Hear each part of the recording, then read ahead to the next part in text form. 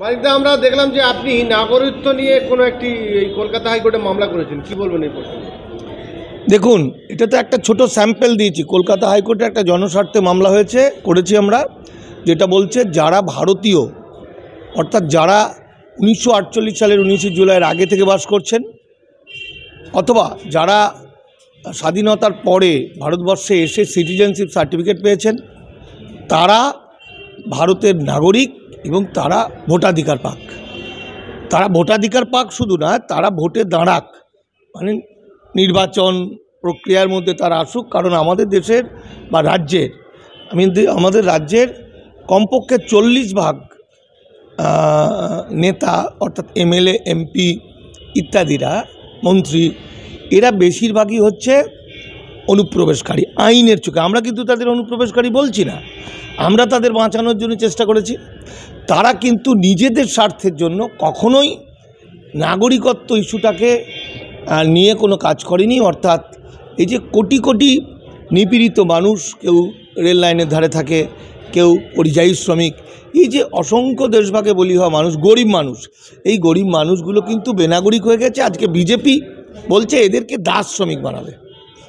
এ ব্যাপারে এই নেতারা কোনো রকম উদ্যোগ নেয়নি তাদের বাঁচানোর জন্য, বরং তারা নেতা মন্ত্রী হয়ে বড় বড় ভাষণ দিচ্ছে, সারাদিন মিথ্যা কথা বলছে। তো আমার বক্তব্য হচ্ছে, আমাদের দামাল বাংলার বক্তব্য হচ্ছে যে যদি বেনাগরিক করতে হয়, পুশব্যাক করতে হয়, আগে মূল এই যে বিজেপির যে অনুপ্রবেশকারী নেতারা আছে তাদের আগে হাঁটাও করো, তারপর গরিব মানুষ। তাই তো? গরিব মানুষ বোকা, তাকে ঠকানো হয়েছে। আর একটা জিনিস হচ্ছে, এটা রমজান মাস। এই রমজান মাসে আমি পবিত্র রমজানের ভিত্তি করে আমি শপথ নিয়ে বলছি, সম্প্রীতির পীঠস্থান বাংলায় আমরা হিন্দু মুসলমান বিদ্বেষ করতে দেবো না, দেবো না, দেবো না। বিজেপি যে অস্ত্র ছেড়েছিল, যে অস্ত্র ছেড়ে বাংলার উদ্বাস্তুদের ভোট ক্যাপচার করেছে এবং ভারতের 18টা স্টেটের হিন্দু উদ্বাস্তুদের নাগরিকত্ব দেওয়ার নাম করে দেশের সরকারে এসে দেশের ইমিগ্রেশন অ্যান্ড ফরেনার্স অ্যাক্ট লাগু করে, মানে আইন তৈরি করে, আইনটা তো কদিনের মধ্যে হয়ে যাচ্ছে, বিল হয়ে গেছে, বাঙালিদের একটা বিরাট অংশকে বেনাগরিক করতে চাইছে। সেই বিজেপির যে পাতা ছক, সেই ফাঁদে বিজেপিকেই শেষ করবো, একদম মাটিতে পুঁতে দেবো পশ্চিমবঙ্গে। ইমিডিয়েট আমরা যেটা করব, যে সমস্ত উদ্বাস্তু নেতারা, মানে এমএলএ, এমপি, মন্ত্রীরা উদ্বাস্তুদের এতদিন ধরে মিথ্যা কথা বলেছিল, সেই অসীম সরকার, শান্তনু, স্বপন মজুমদার এবং সাংসদ জগন্নাথ সরকার, যারা অনুপ্রবেশকারী এবং অনুপ্রবেশকারী হয়ে বাংলায় বড় বড় ভাষণ দিয়ে রাজ ক্ষমতা দখল করে নিজেরা বড় বড় পাওয়ার করে উদ্বাস্তুদেরকে মিথ্যা কথা বলেছিল, এদের সব কাগজপত্র আমাদের কাছে চলে এসছে। এক, দুই হচ্ছে, বাংলাদেশ অত্যন্ত আপন জায়গা আমার। আমি জীবনে কখনো বাংলাদেশ যাইনি, আমার বন্ধুবান্ধব, আমার আত্মীয় স্বজনরা কোনো যায়নি, বন্ধুবান্ধব তো গেছেই। তো বাংলাদেশের বহু মানুষ আমাকে ভালোবাসে।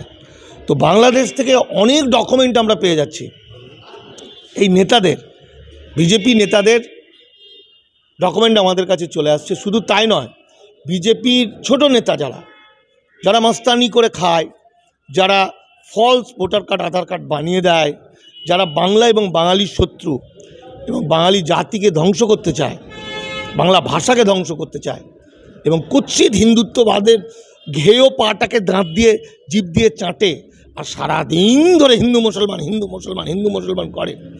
যে মুসলমানরা বাংলার অর্ধেক আকাশ যদি আমি ধরি, তার কারণ বাংলা এবং ভারতবর্ষকে রক্ষা করার জন্য যে ভারতীয় নাগরিক, যে মুসলমানরা হৃদয় দিয়ে ভালোবাসছে, মানবতার পরিচয় দিয়েছে, এই মুসলমানদের যখন ওরা বারবার এই কথাগুলো বলছে, তাদের মারছে, ধরছে, অত্যাচার করছে, এইবার বিজেপি খেলটা আমাদের দেখবে। আমরা একটা একটা করে ইললিগাল মাইগ্রেন্ট করে কোর্টে দাঁড়িয়ে বলছি। একজন প্রখ্যাত অ্যাডভোকেট আছে এই মুহূর্তে সবচেয়ে ভালো, যিনি নাগরিকত্ব আইন সম্পর্কে বোঝে না, আমার বন্ধু, আমার ভাই ওমর ফারুক গাজী। ওমর ফারুক আর আমি যখন একসঙ্গে জুটেছি, বিজেপিকে বাংলা থেকে শেষ করব। এবং বিজেপির শান্তনু ঠাকুর তো নাগরিক, আমি বলছি সরাসরি অসীম সরকার, স্বপন মজুমদার এবং কি জগন্নাথ সরকার, আমি এই তিনটে নাম বললাম। ভোটে দাঁড়াতে পারবে না? ভোটে তো এমনিতেই দাঁড়াতে পারবে না। আমাদের যে জনস্বার্থ মামলা সেটাতে হচ্ছে এরা কখনোই আর দাঁড়াতে, কোনোদিনই ভারতবর্ষে দাঁড়াতে পারবে না। কিন্তু বিজেপি বলছেন যে তারা তো যারা উদ্বাস্ত আইবে অন্য অন্য ধর্মের মানুষ, সনাতনী এবং খ্রিস্টান আদিবাসী যা আইবে তাদেরকে নাগরিকত্ব দেওয়া হবে। ওরা চোর, চিটিংবাজ, ফেরেববাজ, খুনি, বদমাইশ, হিন্দুত্ববাদী, ব্রাহ্মণ্যবাদী, কুৎসিত, নোংরা। ওরা মিথ্যা কথা বলছে।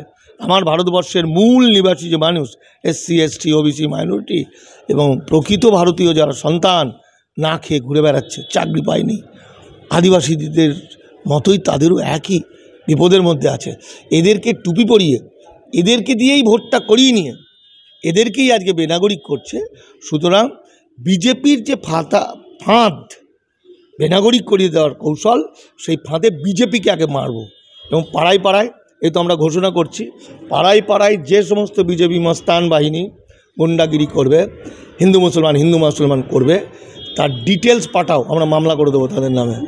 ওমর ফারুক গাজী এই জনস্বার্থ মামলা এদের পাশে সবসময় আছে, আমি সবসময় আছি। আমরা খালি একটার পর একটা করে মামলা করে ওদের হাত পা খোঁড়া করে দেবো, শুধু ওর নয়। অতি বিরোধী, অতি তৃণমূল বিজেপি বিরোধী আমাদের রাজ্যের মুখ্যমন্ত্রী অভিষেক বন্দ্যোপাধ্যায়ও, কিন্তু আপনি যে উদ্যোগ নিয়েছেন যে এই নাগরিকত্ব প্রমাণ দিন তারপর ভোটে দাঁড়ান, তাহলে এই আমাদের রাজ্যের শাসক দল তারা করছে না কেন? দেখুন, আমি একজন লেখক, আমি তো আর রাজনৈতিক দলের কেউ নই।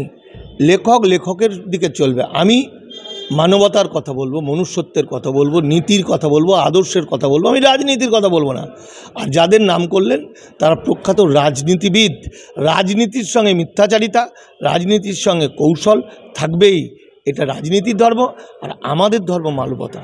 তাই মানবতার কারণে দেশের কোটি কোটি দরিদ্র মানুষ, পরিযায়ী শ্রমিক, অসংখ্য ঠেলা চালক, রিক্সা চালক, অটো চালায়, এই পাড়ের যারা মানুষ, আমরা হিন্দু মুসলমান বুঝবো না, আমরা বুঝবো সে উদ্বাস্তু কি এপারের লোক বুঝবো না, আমরা বুঝবো অখণ্ড ভারতের ভূমি সন্তান। তাদের করেছেন সেই মামলাটা কার এজলাসে চলছে? মামলাটা কি গ্রহণ করা হয়েছে? 19 তারিখে গ্রহণ হয়ে গেছে মামলা। 19 তারিখে ডেট আছে। এই 19 তারিখে মামলাটা চিফ জাস্টিসের ঘরে, এবং সেই একটা ভারতবর্ষে এটা হলো সবচেয়ে বিতর্কিতটা সবচেয়ে গুরুত্বপূর্ণ মামলা, যে মামলা অনেক আগে হওয়া উচিত ছিল। কারণ ভারতীয় যারা, সংবিধান বলছে এবং আইন বলছে একমাত্র ভারতীয়রাই ভোটাধিকার পাবে এবং ভোটে দাঁড়াতে পারবে, কিন্তু ব্রাহ্মণ্যবাদী হিন্দুত্ববাদীদের কৌশলে ওরা কায়দা করে অনুপ্রবেশকারী অসংখ্য মানুষদের নেতা করেছে, মন্ত্রী করেছে এবং তাদের ভোট নিচ্ছে।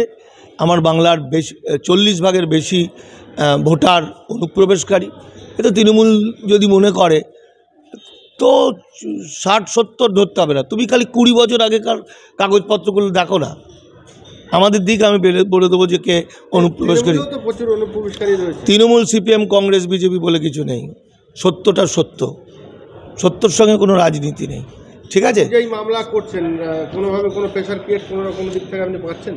দেখুন, আমি যখন NRCর বিরুদ্ধে আন্দোলন করেছি নিঃশর্ত নাগরিকত্বের দাবি নিয়ে, এবং সরাসরি চোখে চোখ রেখে কথা বলছি বিজেপি নেতাদের, সারাদিন অমিত শাহ, নরেন্দ্র মোদীর মতো পৃথিবীর অন্যতম নরাখাদক এবং পাওয়ারফুল লোকের বিরুদ্ধে বলছি, তারা আমাদের কিছু কোনোদিন করতে পারেনি। কেন করতে পারেনি?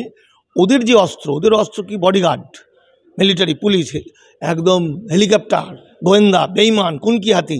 আর আমার অস্ত্র আরও ভয়ঙ্কর, সেটা হলো সততা, সত্যি। সততার চেয়েও ভয়ঙ্কর শক্তিধর পৃথিবীতে আর কিছুই নেই। ফলে আমি কাউকে ভয় করি না, আজ পর্যন্ত কাউকে দেখলাম না আমাকে কেউ ধমকি দিল। এরকম হিম্মতালা খুব কম জন্ম নিয়েছে ভারতবর্ষে।